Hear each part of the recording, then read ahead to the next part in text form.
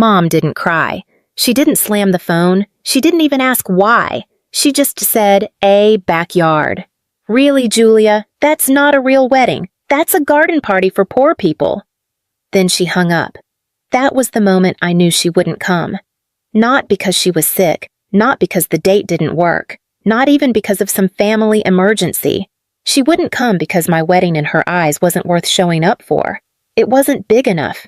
It wasn't showy enough. It didn't offer her a stage.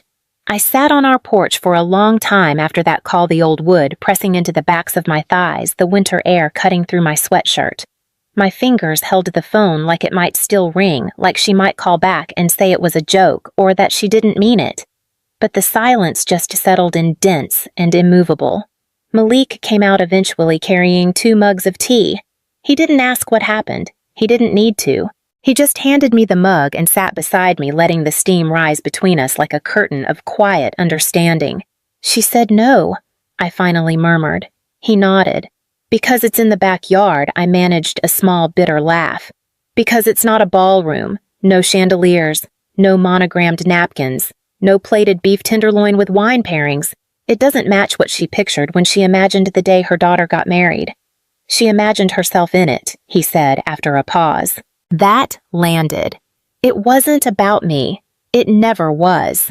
Mom didn't ask about the lighting design I spent 6 months building from scratch, recycled glass bottles and hundreds of tiny LED bulbs I wired by hand.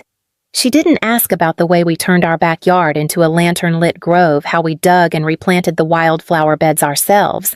She didn't ask why we were limiting it to 25 guests or what it meant to us to share vows where we built our life, not some place rented by the hour. She only asked once weeks earlier with a scoff.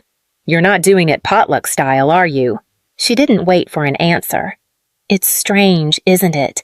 The way some people shrink a wedding down to its optics. My mother didn't care who I was marrying. She cared what people would say, what they'd wear, what kind of photos would show up on Facebook. She didn't want to be part of my wedding. She wanted to be seen. I gave her an invitation anyway, printed not emailed, embossed lavender-scented, tied with silk thread. No RSVP ever came. The morning it arrived, she texted me only once. "Looks like something a homeschooler made." I almost laughed. She'd probably forgotten I was homeschooled for 3 years at her request. What do you do when the person who raised you tells you without screaming, without cursing, that your life doesn't measure up? What do you do when your mother decides your most meaningful day isn't even worth an Uber ride? You grieve. Then you keep going. You hang the lights, you press your dress, you rewrite your vows, and you record everything. The space where I used to exist in my mother's world had always been conditional. I was the second daughter, the quieter one. The one who wore her sister's hand-me-downs and never once asked why the family photo albums had entire pages without me in them. At Rachel's wedding, the big one, the one Mom still brags about to anyone with a book club or a holiday newsletter, I wasn't a bridesmaid. I wasn't even seated with the family. I was stationed behind the floral archway holding a clipboard and a walkie-talkie, making sure the buffet didn't run out of crab cakes and that the violinist didn't start too early. I remember the shoes I wore that day, cheap flats from a clearance bin, blisters by the first dance.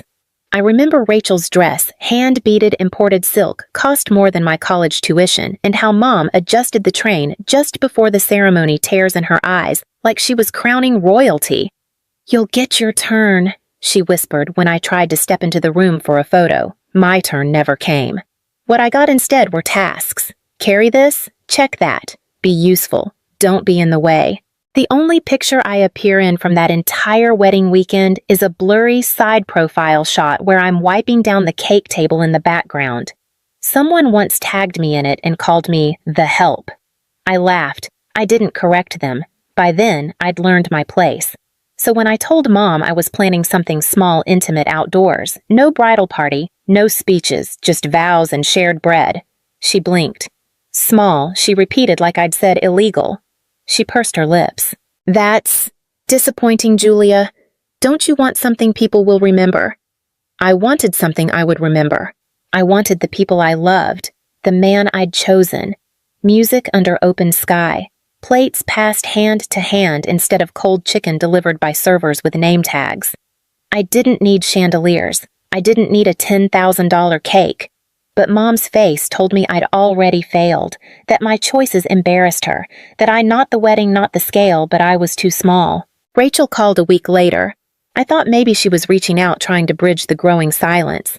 Instead, she said Mom's worried you're having some kind of breakdown. She says you're sabotaging your own wedding because you're afraid to be the center of attention. I let her talk. I said thank you. I hung up. They didn't understand. They never had. What I was doing wasn't sabotage, it was reclamation. This wedding this day wasn't a stage for my mother. It wasn't a family PR moment. It wasn't a parade for second cousins I hadn't seen since middle school. It was mine. And I wasn't going to plan it like I was asking permission. The morning of my wedding, the sky was gray, but it wasn't threatening. It was the kind of gray that made colors stand out sharper, the kind that turns every flower into a brushstroke. I stood barefoot on the back porch, staring at the rows of mismatched chairs we'd borrowed from neighbors, each tied with scraps of dyed ribbon. The wind picked up slightly, tugging at the paper lanterns we'd strung between the trees. They danced in silence. Inside, Claire was steaming my dress, a soft cream gown, simple with pockets. She'd sewn it herself, every seam a small act of love. Malik's cousin was setting out place cards on the long wooden table. No calligraphy, no gold embossing. Just names printed on seeded paper so each guest could take theirs home and plant something. I walked through the space, slowly touching each chair, each glass jar filled with herbs and field flowers. These weren't placeholders. These were decisions, intentions. Every detail had a reason, and every reason was love. No bridal suite, no makeup team. Just my bathroom mirror and my hands. I twisted my hair up into a loose knot, stuck 2 gardenias behind my ear. When I stepped into the dress, it felt like armor, not to defend myself, but to hold myself together. Claire caught my eye in the reflection. "You okay?" I nodded. "I think so." She came behind me, adjusted a loose strap. "You look like yourself."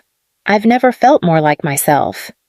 At 4:12 p.m., the ceremony began. No prelude. Just birdsong wind, the creak of the gate as the guests entered quietly, respectfully, like stepping into a memory being made in real time. Malik stood at the end of the aisle, which was just the garden path, wearing a navy suit and a crooked smile. His hands shook when he saw me. Mine did too. We didn't have an officiant. We didn't read from a script.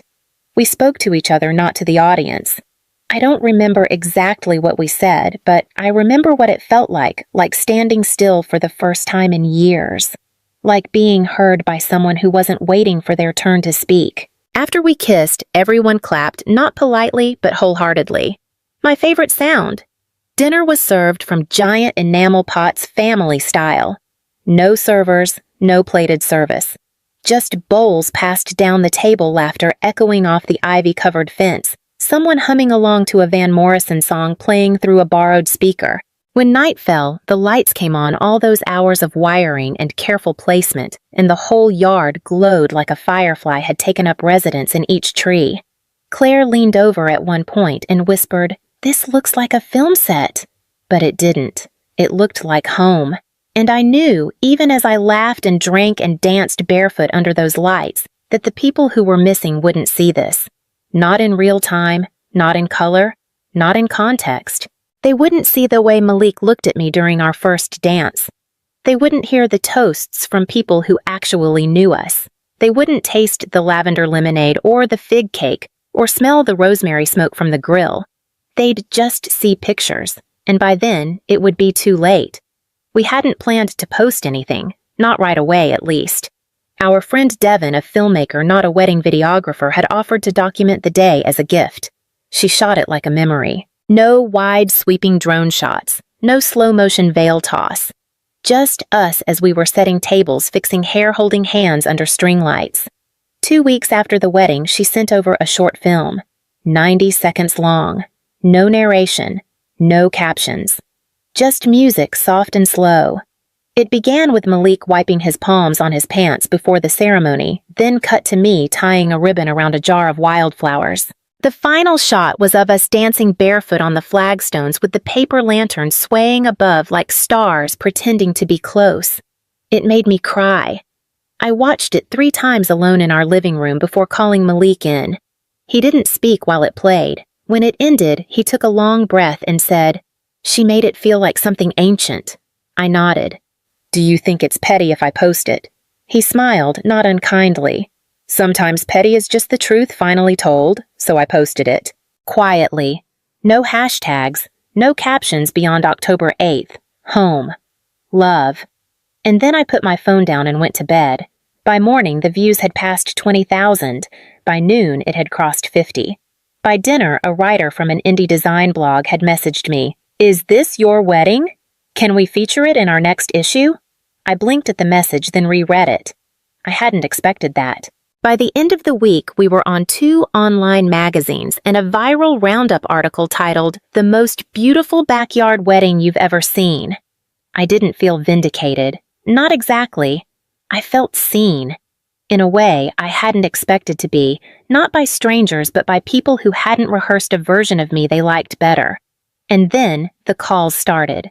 Rachel first. She left a voicemail that started with "wow" and ended with "so. Why didn't you tell us it was going to look like that?" Then a text from my aunt. "That wedding video is all over my feed. I didn't know it was yours. Gorgeous." Then finally my mother. No call. Just a text. One line. "Is this the wedding I wasn't invited to?" I stared at the screen for a long time. Technically, she was invited. She just never bothered to answer. The next morning, she followed up. "You made us look terrible, Julia. People keep asking why we weren't there. You could have warned us." Warned them. I read the message again. Then again. I wasn't sure what part she found most upsetting, the fact that the wedding happened without her, or the fact that it was beautiful. This wasn't about hurt feelings. This was about image. It had always been about image. I didn't respond to her text. Not right away. I wasn't sure what there was to say to someone who was more upset about being left out of the photos than missing the actual moment. But I did respond 3 days later after Malik watched the short film again, this time with a glass of wine in hand and a long silence after it ended. "You should let her see it," he said softly. "Not because she deserves it, but because she clearly doesn't understand what she missed." So I sent a message. "If you want to understand what really happened, come to the studio on Friday at 3. You can watch the full footage. Nothing edited." She wrote back 2 hours later. Fine. She arrived 10 minutes late. Wore pearls. Of course she did. Walked into the little documentary studio like she was touring a charity she might donate to. Polite, cool, detached. I didn't offer small talk. I didn't hug her. Devin had set up the screening room for us, just 2 chairs, a small monitor, and silence. The lights dimmed. I hit play. For the first 5 minutes, she sat with her arms folded. I watched her out of the corner of my eye, waiting for the scoff, the snort, the condescending chuckle. It never came. There was no narrator in the video, no music, just real sound footsteps on gravel glasses clinking, someone laughing from the back row, my voice shaking as I read vows, Malik stumbling over his own, the catch in his throat when he said, "You make me feel like I came home." At minute 12, she shifted. At minute 18, she blinked hard. At minute 20, when the screen showed us dancing under the lights, lanterns glowing like warm planets overhead, she exhaled like she'd been holding her breath. When the footage ended, I paused the screen. Just a still image of the yard, empty chairs, candle stubs. She didn't speak for a long time. Then it looked expensive. I waited. She cleared her throat. "And you didn't mention it would be like that." I turned to her, my voice steady. "Would it have mattered?" She opened her mouth, closed it. "I invited you," I said. "You declined." "You didn't make it clear." I cut her off. "I wasn't auditioning for your approval, Mom. I was getting married." She looked away. I didn't feel the silence. When she finally met my eyes, her voice was sharper, defensive. "You made us look like we didn't care." I tilted my head. "Did you?" She flinched, a small, almost imperceptible twitch at the corner of her mouth. But she didn't answer. I stood, walked to the door, opened it. "Thanks for coming." She lingered, half standing, then sat back down just for a second. "I didn't know it would be beautiful," she said. "That's the point," I replied quietly. "You didn't care to find out." She didn't hug me as she left. I didn't expect her to. But as the door clicked shut behind her, I felt something shift. Not closure, not healing, just clarity. I didn't hear from her for a while after that. No follow-up call, no long text, no backpedaling wrapped in half-hearted apologies. Just silence, which strangely felt more honest than anything else we'd exchanged in years. I didn't go to Thanksgiving, didn't get an invitation for Christmas. No one said I was cut off, but no one reached out either. It was a quiet exile, the kind that starts as distance and settles into erasure, and I was fine. Not in the triumphant movie ending way, but in the slow grounded way, in the way you realize you don't have to keep chasing a door that never opens. Instead, I poured myself into work, into Malik, into our life. The wedding film, the full version, was picked up by an arts collective in Seattle. They screened it in a gallery show titled Intimate Architecture. We flew up for the opening. People cried watching it. A couple asked if we were actors. I told them no. Just a woman who got married in her backyard because that was where her life had truly begun. 6 months passed. One afternoon I came home to a small package on our porch. No return address. Just my name in careful cursive I recognized instantly. Inside was a photo. Rachel's wedding. One I'd never seen. I was in the background holding a tray of champagne flutes, my face turned slightly, eyes focused on something just out of frame. On the back of the photo was a note. 2 lines. "I looked right past you that day. I see you now." No name, no signature. But I didn't need one. I didn't frame it. Didn't call to say thank you. I just slid it into the back of our wedding album behind a picture of Malik spinning me under the lanterns, both of us laughing barefoot, lit from beneath by the glow of 100 tiny bulbs. That's the story I'll tell if anyone asks about our wedding. I'll tell them we did it our way.